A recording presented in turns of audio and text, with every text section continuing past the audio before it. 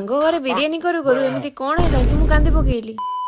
ତ ସନ୍ଧ୍ୟା ବେଳଟାରେ ବାବା ମାମା ଦିଦି ବାହାରିଲେ ମେଡିକାଲ, କାହିଁକି ଦିଦିର କିଛି ପ୍ରୋବ୍ଲେମ ଥିଲା। ଆଉ ସେଇ ଏକା ଟାଇମ ରେ ମୁଁ ବି ଯାଇଥାନ୍ତି ମାମୁନି ଘରକୁ। କଣ ପାଇଁ ନା ଆମେ ଗୋଟେ ଛୋଟ ଭୋଜିଟେ କରୁଛୁ, ସେଟା ପୁଣି ବିରିୟାନୀ। ତାଙ୍କ ଘରକୁ ଯାଇକି ଦୋକାନରୁ କିଛି କିଣି ଆଣିଲୁ, ତା ସହ ଆମର ବି ଟିକେ ପେଟରେ ଦାନା ଦେଇଦେଲୁ। ଆଉ ଆସିଲା ବେଳକୁ ଏଠି ଚିକେନ କଟା ହଉଛି, ଆଉ ଏପଟେ ଘର ସଫା ହଉଛି। କାହିଁକି ନା ଯେତେବେଳେ ମୁଁ ଆସିଛି ସେଥିପାଇଁ ଏଇ ଟୋକା ସବୁ କରୁଛି, ଆଉ ଭିଡିଓ କଲା ଠାରୁ ଲାଜ ଲାଗୁଛି ତାକୁ। ମାମୁନି ଏପଟେ ଷ୍ଟାର୍ଟ କରିଦେଇଥିଲା ରୋଷେଇ। ଆଉ ମୋ କଥା ତ ଜାଣିଥିବେ, ମତେ ତ କିଛି ଆସେ ନା, ଆଉ ମୁଁ ବି କିଛି କରେ ନା। ଆଉ ହଠାତ୍ ମମି ଆସିକି ବସିଛନ୍ତି, ଡିଶ ଟା ଗଳି ପଡିଲା ସବୁ ଆମେ ସହ। ତାପରେ କଚୁମ୍ବର ପାଇଁ ଧନିଆ ଆଉ ପୋଦିନା ପତ୍ର ବାରିରୁ ଛିଣ୍ଡେଇ ଆଇଲୁ। ଆଉ ଏଇ କାମଟା ଫାଇନାଲି ମୁଁ ଧରିଲି। କଟା ଷ୍ଟାର୍ଟ ନ ହଉଣୁ ମାମୁନି ଆସିକି ବାର ବାର ଦେଖୁଥାଏ, କାହିଁକି ନା ସେ ଭାରି ସନ୍ଦେହୀ ନା, କାଳେ ବଡ ବଡ କାଟିଦେବି। ଏମିତିରେ ତ ସେ ଜାଣିଛି ମନେ ମନେ ମୁଁ କେତେ ବଡ ରୋଷେଇଆ। ବାକି ସବୁ କାଟିକୁଟା ସାରିକି ପିଆଜ ଟା ଯେତେବେଳେ କାଟିବାକୁ ଲାଗିଲି, ମୋ ଆଖିର ଅବସ୍ଥା ଏଇଆ। ଯେତେ ଯାହା ହେଇଯାଉ କଚୁମ୍ବର କରିକି ପ୍ରୁଭ କରିଦେଲି ନା ମତେ ଆସେ ବୋଲି। ଆଉ ସବୁ ହେଇଯାଇଥିଲା, ବାକି ଚିକେନ ଆଉ ଭାତକୁ ଷ୍ଟାଇଲରେ ରଖିକି 15 ମିନିଟ୍ ବସେଇଦେଲି। ଆଉ ଏବେ ପୁରା ରେଡି ଆଉ।